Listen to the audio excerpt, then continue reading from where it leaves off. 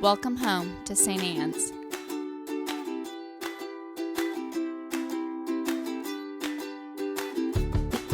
We want you to know that you're welcome to join us at 10 a.m. on Sundays. Please be sure to hit subscribe to receive our sermons. We can't wait to meet you.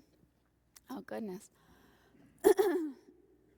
I can, my voice, as I get old, cannot handle the fluctuations in weather, which is Missouri, 100% of the time.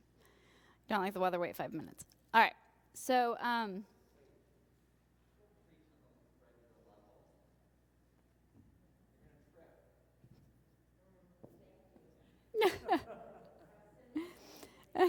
everyone's feeling anxious. Yeah, I'll trip over a plant. Oh, that's true. I have less distance to fall. All right.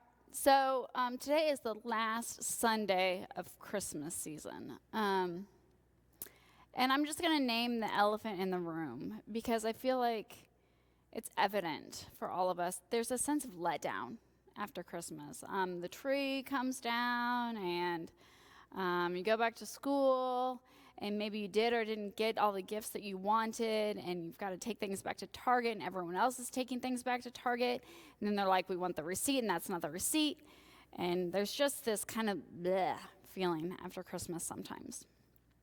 And I want us to talk about that. And you can almost feel it a little bit in our gospel, too. Does it feel rushed? There's just so much packed into this, because we're like, well, it's the last Sunday, we've got to get all in there, all of it, because on January 6th, it's over. And that's actually an extension from what our culture says, because our culture says, Christmas Day comes, everybody take your stuff down, time to move on. So we actually get a little bit longer in the church than you do even in secular society, but there's still this sense that, all right, there's kind of this letdown. Okay, well, nobody's going to come back to church now because Christmas is over, and maybe we'll see you again at Easter. See ya. But now what? Now what?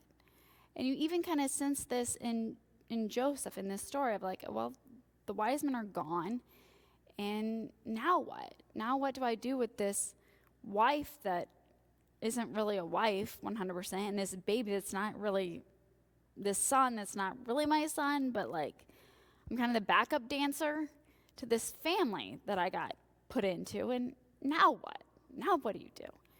And I think Joseph is probably a figure that we can really, really connect to as Christians. This kind of forgotten otherness. Well, what's his role? And we all get confused by that, right? We all get confused by what is our role now? What do we do with all of this stuff and all of these feelings? And as a church, as Christians, we're kind of in between that secular world of Santa Claus, Elf on the Shelf, all the decorations and all that stuff, but then also this sense that, no, but wait, that's not really what this is. And we have all these feelings, and it's kind of chaotic and overwhelming, and we're not sure what to do with them. And so I invite us to sit in them, because I realize that most clergy, we like to get really preachy, because you pay us to be preachy, which is kind of ridiculous when you think about it. That we would have something to say that would warrant people listening to it.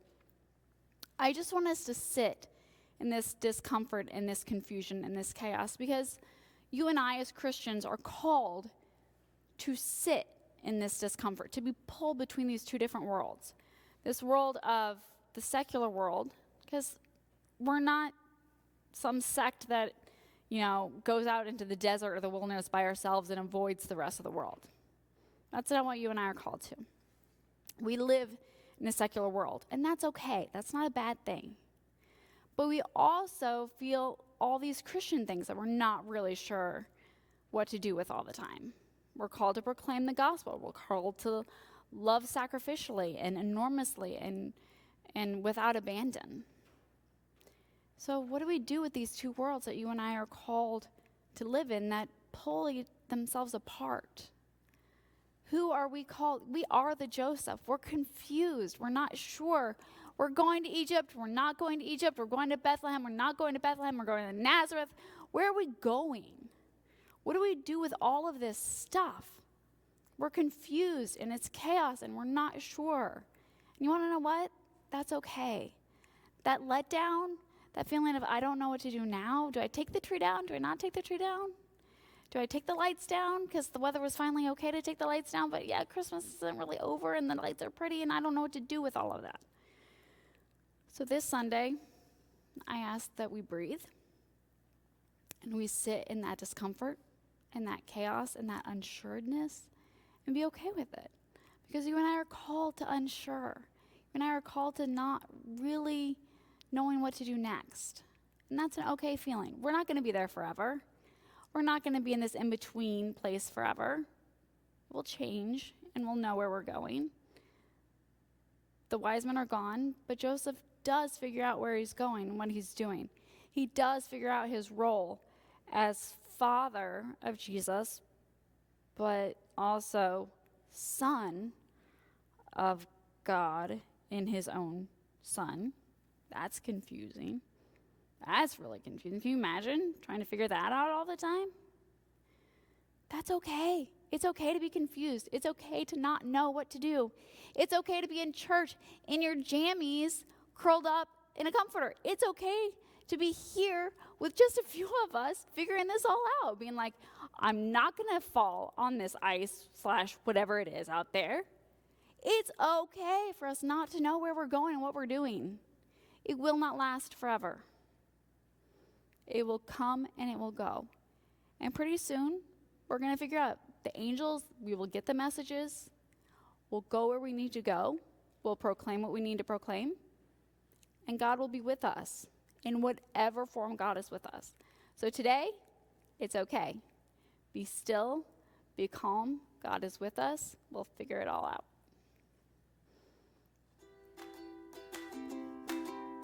We want you to know that you're welcome to join us at 10 a.m. on Sundays. Please be sure to hit subscribe to receive our sermons. We can't wait to meet you.